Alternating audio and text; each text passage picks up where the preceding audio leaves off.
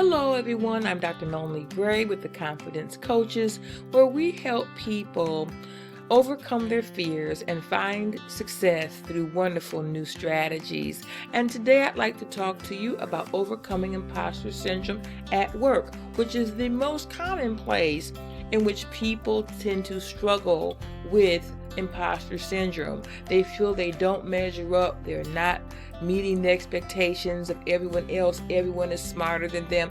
It doesn't resonate with positive habits, because often people who are struggling with imposter syndrome, really self-diminish their self-worth. They tend to procrastinate.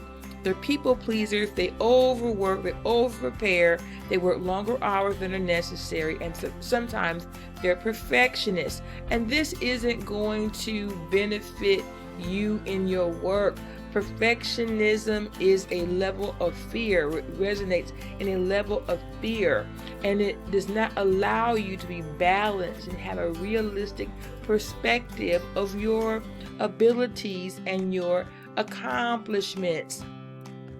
You can be setting overly high standards for yourself. I encourage you to look at your job description, have an honest conversation with your leader about how you're measuring up, and overcome the fear of failure.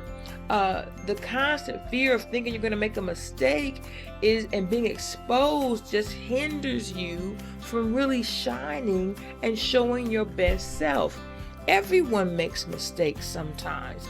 I have made mistakes. I've had to own them. But I learned that I couldn't let those mistakes drive and control my future, because then I was paralyzed and I wasn't going to be able to move to the next level. And you cannot equate a mistake or misunderstanding. When you're working with people, there's always going to be some kind of misunderstanding, or we might need to clarify information. It does not mean that you are less than anyone else. You have to be willing when working to agree to disagree sometimes, and you have to speak up for yourself and to let your voice be heard so people see you in the room. They're not going to see you if you don't say something to let yourself be heard. So you are not an imposter. You do not have to own that identity. You can change your view of yourself and send yourself aside from your upbringing and your early experiences that might have challenged or diminished your confidence. I know a lot of things happen in our childhood through parenting or our school years, but guys, if some of those experiences happened when you were 8, 9, 10, 18 years old, and you're now, let's say 28, do you want to allow the experiences of the past to burden you, chain you, bind you, and color your life 10 or more years later? I suggest you do not. Why would you give negative people and negative experiences more power to hurt and challenge and color your life negatively in your future and in your present? But the only person that can control that is you. You have to do the work to make a change. Often, imposter syndrome happens with people who are of color or may come from underrepresented groups in the workplace. They might feel that they're different. They're the first person in their family to go to college, to be in a professional role, perhaps. But that does not make you less. It doesn't mean people who've had other experiences know more. It just means that they learn some things differently. But you are in the room, and you are worthy and worth it. You cannot believe, I'm second fiddle. I don't belong to be here, and success isn't there anyway. It's not going to come to me. Some people are luckier than me. Their timing is better than me. You have to debunk these myths You can't downplay the value of being working on a team. You can't downplay the value that you bring to the team.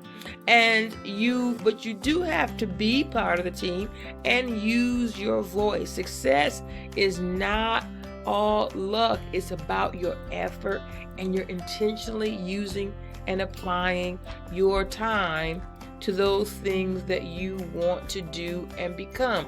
There is no need to waste time fretting about your doubts and inabilities and being anxious. This is not healthy. It is not good use of your time and your life.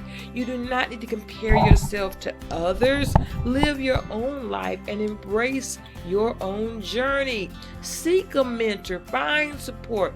You have to at some times be willing to be vulnerable, to share how you feel in a safe place in order to move forward. Sometimes we don't see ourselves clearly, and we might need help to do that.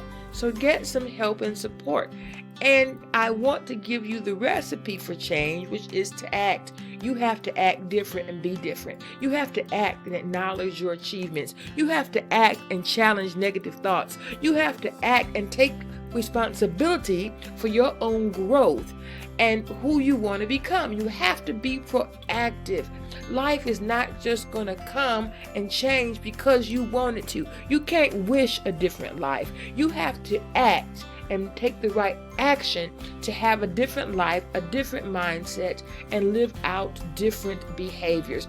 My grandmother told me to stand tall. I'm 6 foot tall, but she told me to stand tall and proud and know my worth. She said, girl, you need to wag your own tail. She said, if a poor dog, if you think you're a poor dog, she'd say, don't wag their own tail. Nobody's going to wag it for them. So if you want people to see you and value your talents, your unique gifts, your strength, then walk with confidence, stand with confidence, stand tall and proud.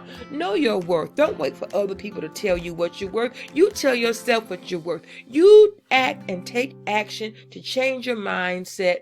Have different affirmations. Do the hard work of change to be your best and excel at the level of confidence and success that you desire. If this helped you, please leave comments and subscribe to our channel, The Confidence Coaches. We're here for you, and make it a blessed day.